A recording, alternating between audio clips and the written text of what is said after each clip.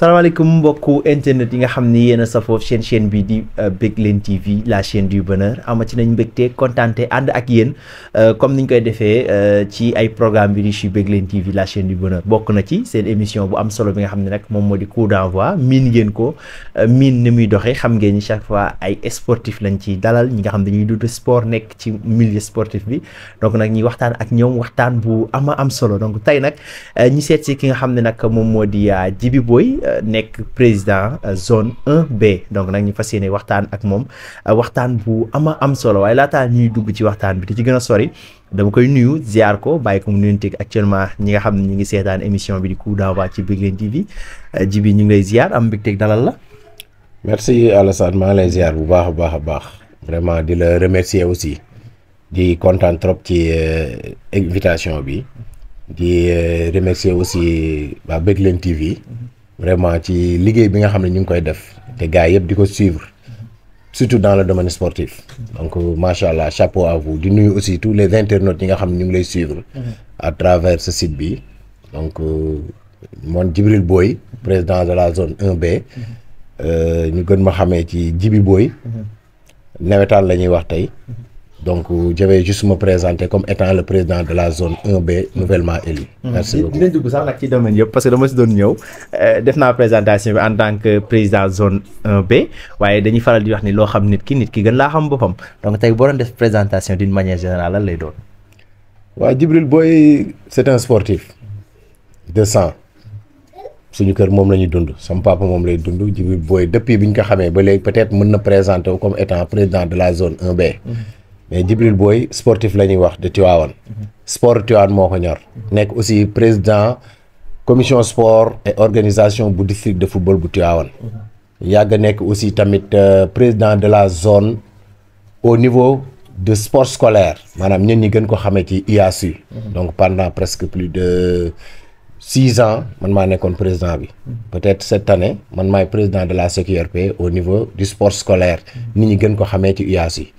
donc toute activité sportive buy am Tivaouane ñun Djibril Boye ñu ngi ci biir pour que ça marche. donc loolu nekk na lu am solo présentation boobu noonu wax nga ci sport scolaire bi nga xam ni IASU ay temps daan na nekk loo xam Tivaouane yëpp dañ koy bàyyi xel est-ce que jàpp nga ni actuellement ba tey noonu la demee.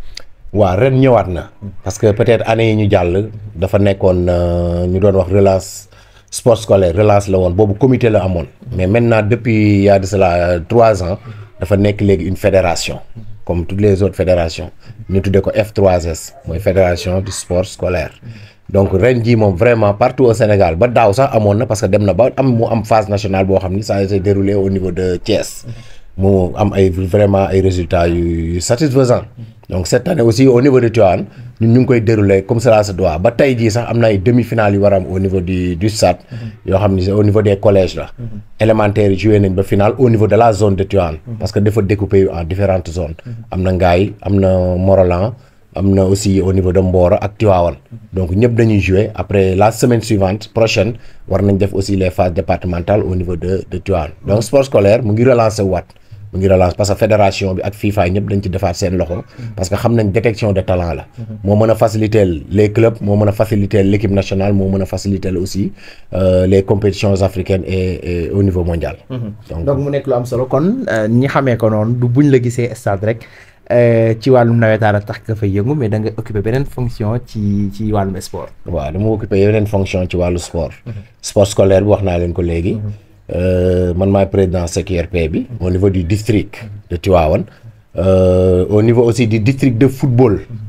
bi nga xam ne Pape Fall président moom moo ko jiite man maay président commission sport et organisation moo tax je pense que chaque fois bu ngeen ma gisee stade rek championnat bu amee muy régional muy national 2 muy national 1 bu amee stade man je serai là-bas bu ma amul benn empêchement majeur même si je l'ai il y a les autres qui sont là parce que commission lañ wax avec le président Pape Fall donc loolu moom moo tax à chaque fois ñu may gis tout le temps may nekk stade donc loolu am na solo jàpp naa ni leer na ci ñi nga xam ñoom ñooy seetaan actuellement émission bii di coup d'envoi dañuy dem nag ci li nga xam ni moom nga nekk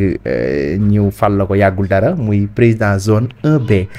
tey boo doon ñu dikkaatal ci élection boobu noonu nan la demee ak ban yëg-yëg ngay am ci loolu. waaw satisfaction rek lañ ci am parce que zone 1B defe naa ni moom la ñuy wax la zone phare au niveau de Tivaouane parce que dañu am benn chance boo xam ni la plupart du temps dañuy demee par consensus rek dañuy waxtaan départ nag dina xaw a metti jafe-jafe yi ku nekk wax li nga bëgg ku nekk wax ambition yi nga am xam nga mais au finish pour l'intérêt de la zone sage yi dañuy toog ñu waxtaan daan waa zone bi lii lañ bëgg ñu def ko parce que c'est ce qu'on pense que ni c'est ce qui est mieux pour la zone ñun ñëpp ñu ànd ci loolu ba ren ji aussi c'est ce qu'on a fait dañuy ñëw ñu déposer candidature il y avait 2 candidats il y avait benn sama collègue Abdou Dieng muy délégué ASEC ma koy nuyu de passage un ami boo xam ne fi la nekkoon moom moo nekkoon président CQRP mu déposer candidature am man aussi ma déposer sama candidature comme président au niveau de la zone parce que le président sortant Momar vraiment dafa waxoon mënatul continuer te yàlla def na même moom bi ñu koy fal année yee passé yëpp moom dafa ñëw rek zone bi ñu porté ko ne ko Momar yow lañ bëgg nga nekk président ñu ànd la main dans la main ñu liggéey peut-être année yee passé Covid beeg yooyu moo taxoon déroulement bi bariwul woon donc bi mu waxee dootul bokk man ci laa déposé sama candidature parce que c'est un ami intime du nawetaan moo ñu boole on partage beaucoup de choses ñoo bokk aussi ay convictions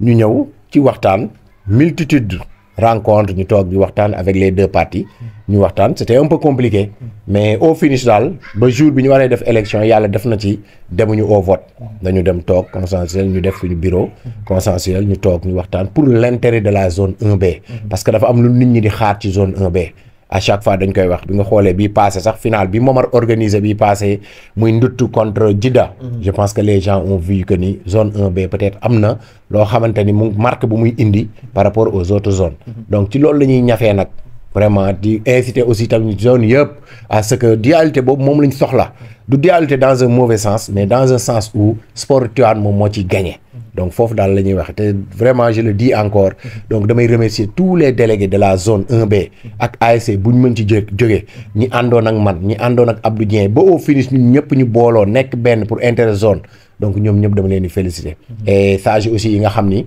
nekk bokkuñu ci zone bi mais def nañ ci ay médiation waxtaan ci pour que vraiment lépp rafet pour l'intérêt tout simplement de la zone 1B et pour le sport de Tivaouane. loolu am na solo donc ñu lay féliciter baax a baax encore une fois ci la fekk nga nekk président zone 1B dañuy ñëw ci zone 1B boobu noonu ban jàngat ngay def ci nawetaan yi nga xam ne moom la ñu weesu na mu demee ci zone boobu noonu bon naam bëriwul ay match yoo xam ne amoon na perturbation waaye comme ni ñu koy waxee parfois aussi yenn rëkk-rëkk yi du ci ñàkk tey boo doon def analyse ci zone 1B maanaam amélioration yi nga xam ne peut-être jàpp nga ñu war na ci am wala boo doon xool tamit lan nga xam ne jàpp nga ñu war nañ ko rectifier ci zone boobu. waaw en grande partie je dirais que ni li ñu war a gën a rectifier corriger pour cette année surtout que ak phase bi niñ ko ministre bi délimité du 15 juillet au 15 octobre maanaam mooy la confection des licences parce que bu ñu xoolee muy zone 1B muy zone 1A muy zone 1C wala zone yu bari loolu moo gënoon a nekk seen jafe-jafe ba ñu am retard ci démarrage compétition yi surtout que avec la petite catégorie bi nga xamante ni mooy les cadets daaw bu ñu xoolee comme ñëpp dañ def compétition éliminatoire direct lañ def peut-être les gens ñu ngi ci biti ñu ngi wax comprendre mais ñun ñi ko doon def ça nous a fait trop mal parce que dañu amul woon beneen possibilité pour mën a dérouler wu parce que ñun ñëpp bu ñu xoolee cadet organisation dafa metti mais bu ñu teelee jóg teel a defar suñuy licence teel a engagé wu ñun suñu bopp ñun ñëpp en l'occurrence tous les délégués de la zone ak zone bu mu mënti doon bu ñu ko defee je pense que rëq-rëq bi gën a majeur bi ñu amoon daaw mu yéex a tàmbali bi ba nga xamante ne ñu dem ba février ba nga xam ne à la veille des élections des renouvellements des zones ñu ciy def suñuy final bu boobaa loolu ñun dinañ ci jóg rek loolu moom li may njëkk a wax ci la bokk boobu moom mooy premier facteur bi beneen jafe-jafe bi nga xam ni zone 1B ak A ak doon na ko am muy le problème de l'hivernage c'est-à-dire le SAT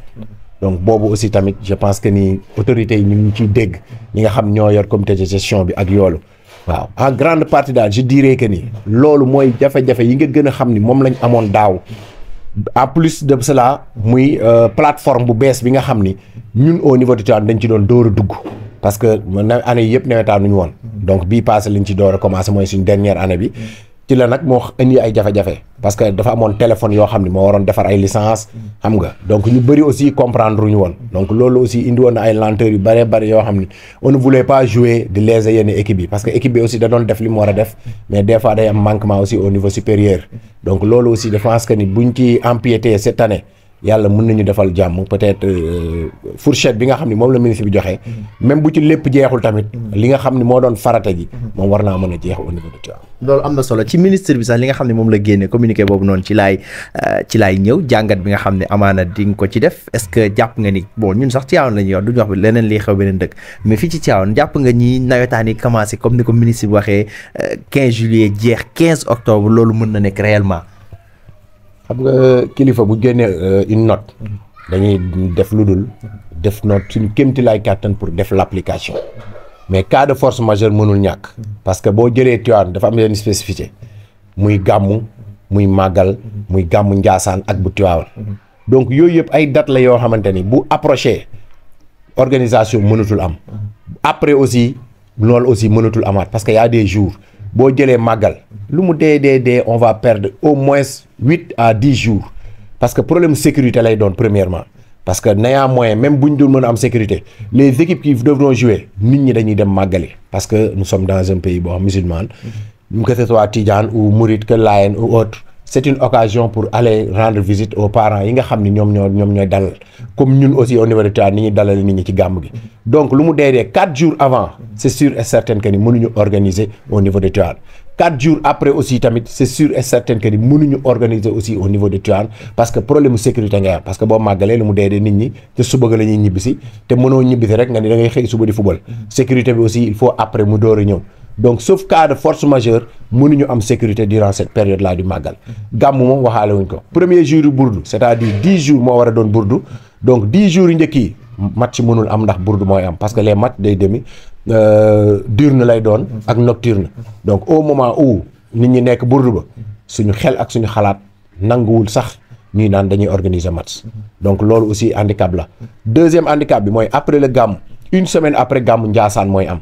pour armal leen aussi tamit te ñun ci lañ bokk ñun mënuñu organiser ci période boobu parce que da ngay am problème d'insécurité parce que dëkk bi aussi day fees ba léegi te ce sont les enfants qui se déplacent pour aller au stade pour di seetaani te aussi ñaan nañ yàlla bañ a organiser kese dem ñibbi ñaan nañ yàlla ku nekk boo demee stade boo ñibbee nga àggaat ci jàmm ak salaam ci sa kër donc problème boobu Tivaouane da koy am donc lu mu dee dinañ am ay 28 jours à 1 mois yoo xamante ni cas de force majeure lay doon muy problème insécurité ci màggal bi ak ci gàmmu Tivaouane waaw loolu moom dañ koy am stade bi nag après on va revenir sur l'état du stade. léegi nag ci loolu la ñu ñëw directement parce que énuméré nga yi nga xam ni mën na causer problème ci nawetaan Tivaouane commencé fi mu war a commencé jeex ni mu war a jeexee parce que loolu ñëpp remarqué nañ ni événement religieux yooyu noonu luy am chaque année la te lu nit ñi di participer la macha allah. kaaw stade bi. Tivaouane boo xee ñu ne la bu xiinee bu taw mu taw ak yooyu noonu yëpp donc nit ñi dañuy am problème pour accéder stade bi loolu aussi est-ce que jàpp nga ni balaa nawetaanu ren di commencé dañuy amaat yeneen jéego yu ñuy def ci stade wala ni mel nii lañ koy continuer. waa liñ ci am ci yaakaar rek espoir rek la ñuy demee parce que ñun à notre niveau def nañ les premiers pas bu ma nee ñun mooy les 3 présidents on s'est réunis on a fait une rencontre avec l'inspecteur des sports avec aussi Pape Fall du président du district ñoom ñi nga xam ñooy suñuy kilifa ba jafe-jafe bu ñu am wala doxalin bu ñu am ci ñoom la ñuy jaar ñu jël les premiers pas donc adressé nañ une lettre de correspondance comité de gestion du stade pour les rencontrer par rapport ak ci difficultés yi nga xamante ni ñu ngi koy xalaat ne ren parce que daaw ñëpp gis nañ ko bu tawee kenn du fubal donc bu ñu jëlee 3 mois yi nga xam ne moom la ministre bi joxe ñu génne ci nga xool approximativement 28 jours donc daf ñuy dese 62 jours muy 2 mois et 2 jours donc bu fekkee nag da ngaa commencé le 15 juillet te le 15 juillet c'est la veille du BFM donc BFM le 16 lay commencé donc joxe nañ date boobu mais nous tous nous savons que ce serait des difficultés pour que le 16 boobu licence aussi mën ci pare élèves yi aussi mën a nekk à leur disposition parce que nawetaan la ñu wax donc les acteurs du mouvement nawetaan activité de vacances la donc démarrer le 15 boobu sax vraiment nous tous nous pensons que ce serait impossible xëy na nag mën na dugg quelques jours jëm le 20 wala ça dépendra mais bëree rek da nga démarrer le 15 boo dindee ci Tivaouane journée yooyu nga yaakaar ni mënoo koo organiser li lay dese c'est 2 mois donc ak état stade bi bu lépp jàllee ci joon amuñu benn difficulté pour taw dinañ mën na bañ a poser problème mais nous tous nous savons l'état du stade de Tivaouane bu tawee non seulement journée ba doo football mais am na état bu muy tawee bu teglee 2 jours 3 jours mën nga toog ay journée kenn du football te aussi ce serait très difficile une équipe def si une préparation ba war a football yi mu taw yàqal ko donc ay charge la ay difficultés yoo xam ne chaque fois dañ koy jànkonteel ak les ASC mais nag à l'impossible nii les tenu lu fi amul amu fi loo mënul mënoo ko donc yaakaar nañ ni les comités de gestion bu ñu joxee date pour ñu rencontrer ko dinañ waxtaan ci paramètres yooyu yëpp y en a plusieurs peut-être mënuma ci duggagum à fond xam nga parce que y a mes collègues aussi président ñoo xam ne ñoo ñëpp ñoo ci toog waxtaan nañ ci aussi ba tënk ko yëpp points yi nga xam ne bu ñu toogee ñoom moom la ñu war a waxtaane mais bi ci ëpp solo loolu moom ci la bokk waaw loolu mu nekk aussi lu am solo te ñuy am yaakaar ne aussi lépp dina sotti ba nga xam ni bon liñ ci war a defaraat dinañ ko defar ba nga xam ni bu tawee du teye nit ñi football maanaam mën na taw ba taw matinal bi match am guddi gi waaye bu fekkee day taw matinal bi tax guddi sax du match du am donc loolu aussi day causer beneen problème bu ñëwee ci nawetaanu daaw gis nañ ni équipe bi nga xam ne moom moo di Fogni nekk ci sa zone donc nekk équipe boo xam ne aussi ñëpp bàyyi nañ ko xel dañ koo aj ci li nga xam ne moom moo di nawetaan yi bon ren nga nekk président zone ñenn ñi ne Fogni ci bañ a nekk ci zone B est-ce que nawetaan yi ni mu war a mel zone B dina ko mel loolu aussi lan ngay xalaat ci loolu. waaw loolu moom vraiment ñëpp képp kuy sportif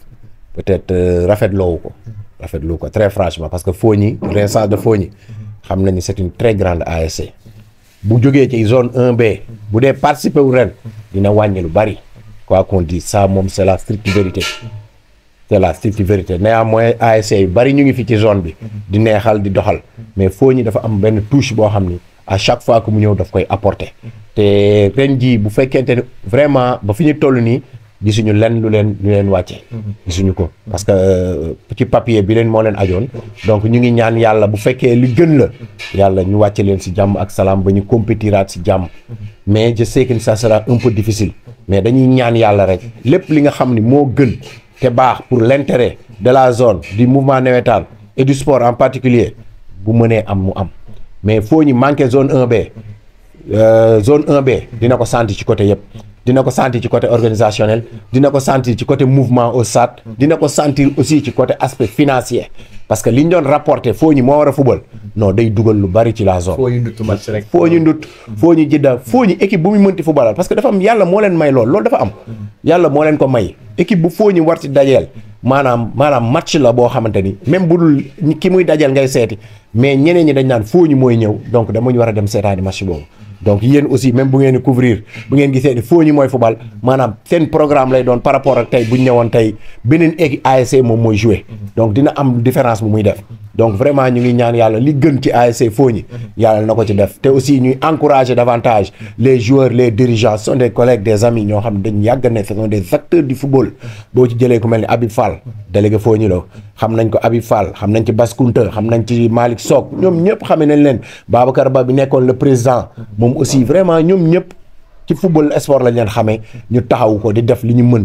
donc coach yi kii fa ñu fa nekkoon ak tous les joueurs ñu ngi ñaan yàlla li nga xamante ni moom moo gën ci ASC Fogni ñu indiwaat ko mu amaat ci jàmm ba suñu zone bi delluwaat ci niveau ba nga xamante ni moom la nekkoon donte xëy na manquement duñ ne day tax zone bi tëdd dina sooxe mais plus bi mu ci waroon a am maanaam c'est comme liñ naan rek xorom si la vraiment bu ci manqué di nga xam ni lii am na lu ci manqué donc Fogni vraiment dina am lu mu manqué ci zone 1B cette année là parce que ba fi ñuy toll nii demain c'est le 15 ci la affiliation yi yëpp war a commencer te gisuñu aussi fu ñu ko wàccee donc xam nga suñu yaakaar xaw na ci wàññeeku daal waaw mais Fogni moom vraiment c'est une très grande ASC. pour ñeen ñi nga xam ne jàppoon nañu peut-être dinañ ko andiwaat donc jusqu'à présent dara lu leer amugu ci en tout cas nekk na loo xam ne comme ni nga ko waxee naqari na ñëpp parce que équipe yëpp bu ñu sañoon bépp équipe buy participer nawetaan rek chaque année da ngay participer naam ay rëq-rëq du ñàkk ci li nga xam ne moom moo di nawetaan violence yi nga xam ne aussi daaw amoon na ci stade bi ba tax bon peut-être yenn équipe yi ñu aj leen ndax du Fogni kese loolu aussi ban message nga ci lancé. loolu moom Alassane li ma si njëkk a wax mooy violence moom. vraiment amul benn sens c'est comme xeex rek des fois je le dis aux gosses xeex boo gañee sonn buñ la gañee nga sonn donc violence amul benn ak lu ko mënti indi je le dis toujours des fois nag dina am cause lépp loo gis am na cause mais lu conséquence boo xam ne day yàq amul sens donc que ce soit daaw bu ñu xoolee Fogni suñu zone moom la ñu aj mais zone A aussi am na équipe yu ñu fa aj muy Kër Bakar ak juboobu Kër Ndiobo donc ñoom ñëpp ñu nekk ay ASC yoo xam ni ay ASC de référence lañ donc parce que domaine bi ñu ko dugal mooy domaine violence donc ñoom aussi il faut ñu citer waale leen ci xëy na ñoom la ñu sanctionné xëy na ñoom la bâton bi dal mais am na yeneen ak yeneen ASC yoo xam ne doon nañ ko def du directement à travers ñoom wala à travers seen supporters wala à travers des tierces personnes yi nekkoon ci mbedd yi parce que loolu moo doon difficulté majeure bi l'année dernière daaw dañ doon am difficulté pour nga mën a xam réellement kan mooy déconné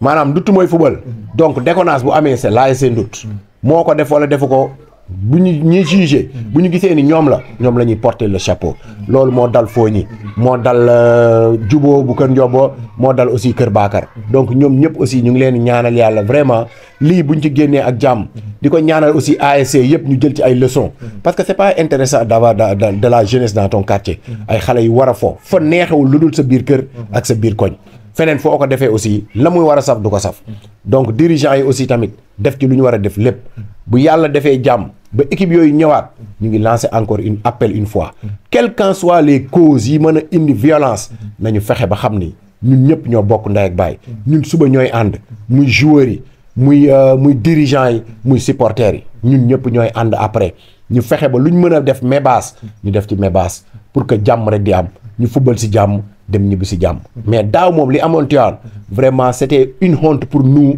responsables du mouvement navétane parce que nga organiser match ba pare ñibbi xam nga ngay gis ay détails yu ne vraiment lu ñaawlu la lu naqarlu la ku nekk di la woo c'était vraiment une honte aussi match yi pendant 15 jours vraiment foofu aussi préfet dañ ko fi remercier aussi mooy suñu kilifa mooy suñu lépp moom aussi tamit vraiment lépp loo xam ne jeunesse bi bëgg na ko daf ciy taxaw mais aussi daf ñuy soññ parce que rencontre bi ñu doon def ak les présidents district ak inspecteurs moom aussi sommé woon nañ leen ko mais ñun aussi fekkoon nañu jël les devant ba ni nañ waxtaan suñu biir demander audience ak ñoom ñii suñu kilifa ñoom aussi biñ gisee préfet wax leen ko ñu ne ko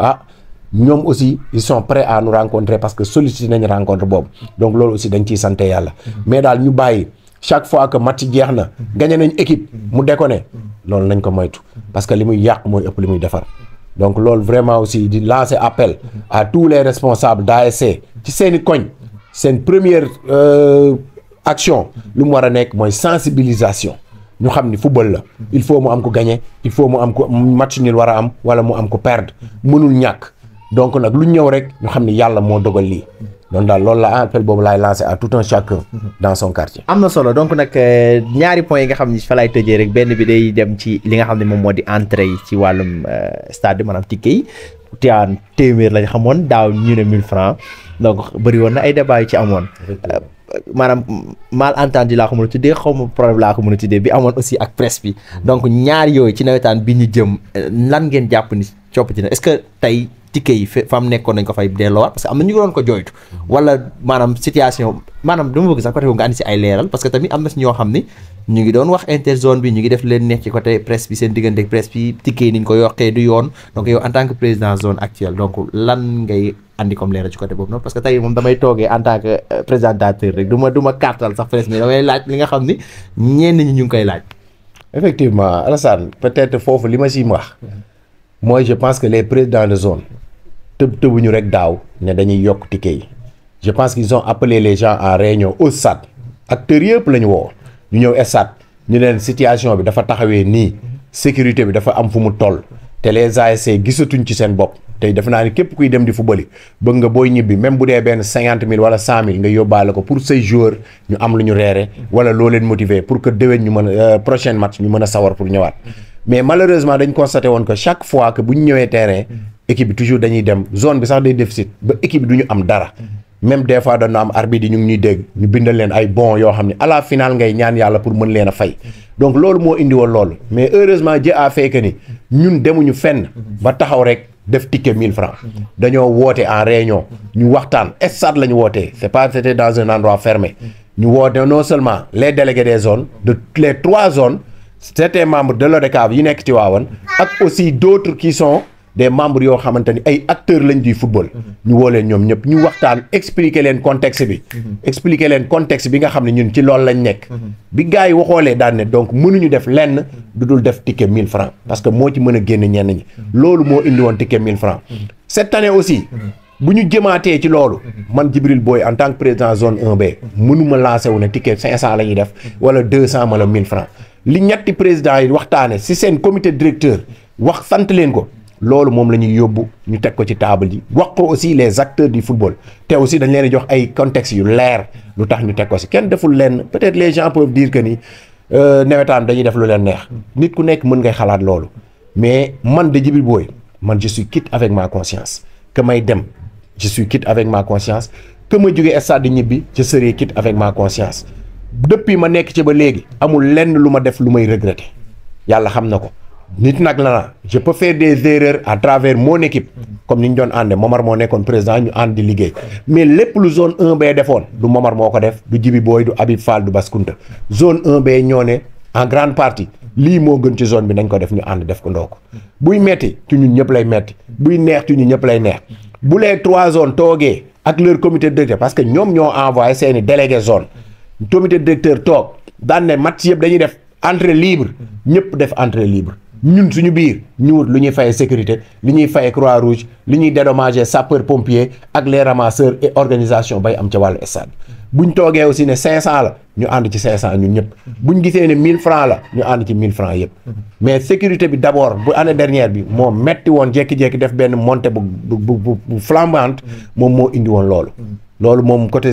entrée yi loolu laa ciy wax. donc jàpp nga ni fii ak déwén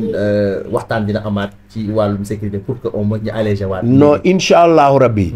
def nañ correspondance yi ba pare comme li ma la waxee. def nañ ci pour maire rencontré nañ ko def nañ correspondance les 3 présidents toog nañ ñu def ay correspondance yu ñuy envoyé yóbbu nañ ci maire yóbbu nañ aussi ci comité de gestion bi. bu ko ODCAV dañ koy yóbbu ñu ci Ndiaga Diouf lañ koy jox mu dem ODCAV bu sapeur pompier bu Croix Rouge aussi dem na même aussi pour rencontrer le préfet mais à travers les responsables du sport qui est l'inspecteur ak le président du district yooyu yëpp def nañ ko parce que ñoom ci ñoom la ñuy jaare pour mën a dem ci le commissaire pour waxtaan ak moom ci ñoom donc ñëpp la ñu war a waxtaanal parce que boobu mooy premier point bi nga xam ne moom moo ci nekk la Soukra et tout même arbitre yi mais ça sera à travers nos supérieurs c'est-à-dire le président de l'ODCAV avec nous la commune de Tivaouane parce que Tivaouane dafa xaw a am benn particularité dañuy am ay matchs nocturnes yuy dem ak yooyu donc yooyu yëpp dañuy bëgg waxtaan comme aussi niñ ko demandé à la presse on l'a fait aussi à travers Chérif mi nga xam ne ci ñun la bokk nekk aussi ci yéen moom mooy def convoqué bi waxtaan ak yéen ba ngeen jox ko jour ñu toog ak yéen pour waxtaan parce que bëgguñu benn malentendu am ak par rapport ak benn collaborateur kenn ku ñuy liggéeyal bëgguñu benn malentendu am parce que tout à l'heure su la ngeen ko malentendu ba amoon daaw ak la presse xëy na du malentendu parce que gis nga dans la vie ay nit bu ngeen di ànd da ngeen di waxante dëgg parce que lu dul dëgg du wéy loo commencé te mënul dem da nga koy teel a arrêté situation moo amoon ñu waxtaan daal ne lii lañ bëgg ñu def ko mais xëy na li ñu waxoon arrangé wul Djibi Boye bu catégorique am na mu taxawee moom moo taxoon donc c'est pas que ni lii arrangé wul Djibi rek donc kenn du ko def man lu ma arrangé wul bu 2 autres présidents yi waxee lii la ñuy def non man dama ciy pilier wu ñu ànd parce que bu ma beroo day mel ni sa intérêt personnel donc loolu moo indi woon daaw détail bu ndaw boobu amoon on espère que cette année balaa ñuy àgg ci loolu incha allah rabbi bis bu ñu waxee tel jour on va être ensemble les 3 présidents toog ak les acteurs du football comme l'inspecteur ak le président du parce que dañu bëgg lépp lu ñuy waxtaan day am PV ñoom ñii suñu kilifa ñu fekk ko ba bu subaa aussi lépp lu am ñu xam ne ñii ñoo nekkoon les témoins donc ñu xam ne lii la moom lañ tënkoon donc kenn waru ko violer mais amul lenn lu ñuy def lu war a tardel sport bi wala tardel nawetaan bi amuñu ci intérêt on est là pour bien faire on est là pour que les zones dox on est là pour que les ASC gis seen bopp nawetaan amul lenn lu dul waslu àq lépp loo ciy def da nga koy def pour la bonne volonté pour suba ñu ne jaaroon nga fi def nga sa wàll après nga dem Momar ja moo ñëw ba pare jàll na demee Mbaye Donde moo fi nekkoon di Babacar Ndiaye demee keneen mooy ñëw y avait Adama Sall et autres zone bu nekk aussi ça sera la même chose au fil du temps ñaan nañ yàlla aussi bu ñuy dem ñu bàyyi fi way bu rafet mbind mu rafet donc ci siège boobu daal lañ ñaanee yàlla entamé saison bii nga xamante ni bi ñu yaakaar dina xaw a jafe laaj planification bu am solo parce que dañ ko tëj ci benn fourchette boo xamante ni ça risque de poser quelques petits détails. En tout cas yal na yàlla mottali yéene bi ak idée yi nga xam ne am ngeen ko actuellement ngir nawetaanu 2025 yi mën a neex ba dàq fuuf 2024 bi lépp loo xam ne ay rëq-rëq la yu amoon ci 2024 bañ a am ci li nga xam moom mooy 2025 bi loolu aussi da ciy am solo kàddu gu mujj gi lan la. waaw avant kàddu gu mujj gi peut-être damay lancer benn appel. parce que je pense que yéen ñëpp gis ngeen en dehors du fourchette bi ministre bi joxe muy 3 mois yi. gis ngeen aussi réforme yi nga xam ni ONCAV génnewaat na ko. c'est-à-dire ci RG yi mu indi ci yeneen ay bis ay amélioré xam nga def ay changement yoo xam ne yu am solo la yoo xam ne daf ñu daan tardeel lu jëm ci affiliation ak réaffiliation mu changé date bi mu daan am réaffiliation suba lay commencer le 15 juillet le 15 mai excusez-moi réaffiliation ak affiliation ça sera du 15 mai au 30 juillet au 30 juin excusez-moi 15 mai ba 30 juin ci la réaffiliation ak affiliation ASC ci lañ war a mën a def li ñuy def yëpp fay li ñuy fay ci plateforme bi dugal seen couleur déclarée def lépp li nga xam ne ak seen bureau bu bees beeg yëpp parce que dañoo defaat AG ASC bu ne am na bureau bu bees comme ni ma amee 3 délégués ba na mu am ko aussi au niveau des zones donc le 15 mai di suba normalement bu amul benn jafe-jafe ci plateforme bi maanaam ASC bu ne boo duggee ci sa plateforme war ngaa mën a duggaat ci biir nga xoolaat defaat sa réaffiliation defaat lépp à partir de demain donc la war a commencer ba le 15 juin les démissions dafa daan dem ba le juin 15 juin et autres mais cette fois-ci le 1er juin la démission yi di commencer 1er juin c'est-à-dire on est au mois de mai le 14 mai lañ ne 1er juin ba 10 juillet ci la démission di jeex un mois 10 jours waaw 1er juin au 10 juillet xam nga dañ daan def 31 juillet bi nga xam ni ci la nawetaan kii daan jeex démission et autres fa lañ daan dem parce que moo daan année scolaire bi fa la daan tëjee quoi ñu war a commencer mais cette fois-ci c'est le 1er juin au 10 juillet ci la démission war a jeex donc yooyu aussi tamit ay points la yoo xamante ni c'est important que les gens ñu xam ko renouvellement des licences c'est à partir du 15 juillet du 11 juillet excusez-moi le 11 juillet au 31 août 11 juillet au 31 août ci la ñuy defar ay licence homologation ku am licence boo war a annuler ci diggante boobu nga ko war a annuler ku war a am licence booy renouveler ci diggante boobu nga ko war a renouveler mais Tivaouane dafa am benn particularité xam nga mësuñu jouer avec les licences ren la ñu jouer la commune de Tivaouane avec les licences donc déwén am na ñoo xam dañuy renouveler seeni licence parce que aussi génn nañ ci ne licence yi léegi benn année lañ koy renouveler n'est-ce pas benn année moom la ñuy renouveler les licences donc bu njëkk ba daf daan ne 3 ans 4 ans mais cette fois-ci léegi Amadou Kane dafa génne le président de l'ONCAV ne benn yoon lañ koy renouveler maanaam licence yi ñu amoon ñun daaw mën nañ ko renouveler at ku ci amaat jour booy téyewaat n'est-ce pas donc loolu mooy li nga xamante ni moom la Amadou Kane génne à travers circulaire yu bees yi mu indi donc loolu bu yeboo ñun noté ko bu baax a baax donc beneen bi mooy par rapport ak les transferts des jours mooy bi ñu doon wax sànq les démissions donc jox nañ ko dérogation doxe nañ aussi date limite le 30 juin dérogation mooy équipe yi nga xam ni bëgguñu jouer en senior nekkuñu dans les possibilités de jouer en catégorie senior donc ñooñu aussi wax nañ ni le 30 juin mooy date line bi ku ko deful ba 30 juin force da ngay am équipe senior forcément amul négociation donc c'est le 30 juin donc yooyu mooy aspect yi nga xam ni bëggoon naa vraiment gars yi ngeen yéen seen bopp ngeen gën ci waxtaan gën ci relais parce que nit ñi à travers yéen la ñuy am les infos donc loolu laa noonu vraiment dinaa ko wax balaa may tëj bi moom damay remercier toute ma famille di remercier ma femme n'est-ce pas vraiment qui m'a compris parce que yàlla dafa def avant may ànd ak moom xam na ni man lii moom sama dund donc mu ànd ci ak man dama ci jàppale di remercier aussi Momar mon ami mon frère Momar Dia le président sortant mi nga xam ni vraiment xam nga ba ñuy àndee di liggéey ma nekk trésorier de la zone dañu am confiance totale di liggéey muy dem nicement donc ñu ngi ñaan yàlla aussi tamit vraiment li mu fi bàyyi ñun ñu jéem a def plus que li mu jot a def te aussi loolu dama ciy lancer appel à tous les délégués de la zone pour que vraiment ñu mën ñu taxaw ba nga xamante ne mission boobu yàlla dinañ ci dimbali bañ mën ko am di appeler aussi appel à tous les acteurs du football parce que ñun dañ jiite rek mais am na ay kilifa yi fi nekk ñu ci nawetaan bi mais lépp loo xamante ni gis nañ ni orientation la pour mu dox ci nawetaan bi même pas sama zone muy A ak B ak C yëpp ñu ngi leen ubbi nañ leen seen suñuy porte pour que ñu orienter ñu à tout moment bu ñu soxlaa ñu wooñu nañu booy bu ngeen defee nii ak nii ak nii muy lu baax dinañ ko yóbbu fi ñu ko war a yóbbu buñ ko waree def ñu def ko donc foofu laa ne woon daal foofu laay tëyee di remercier en plus l'inspecteur des sports vraiment qui n'a ménagé aucun effort pour que sport Tivaouane di dox le président du district Fat Fall et tous les autres acteurs honneurs du football de Tivaouane mu ngi noonu gërëm nañ ko sant ko baax a baax moom Djibril Boye ñu gën koo xam ci Djibi Boye nekk président zone 1B donc moom lañ amoon mbégte kontaan te dalal ko ci seen émission bi nga xam ne nag moom moo di coup d'envoi nee naa leen nii lañ koy defee ànd ak yéen chaque fois rek di waxtaane lépp loo xam dafay laal wàllum sport fii ci Tivaouane donc nag dig daje bi beneen yoon lay doon incha allah ci seen beneen numéro émission bi nga xam ne moom moo di coup d'envoi waaye ay programme riche yu Begleen TV ñu ngi ci YouTube bi donc woy leen di ànd ak ñun ci ay programme riche yu Begleen TV jox leen dig daje ba beneen yoon jaa ngeen jëf.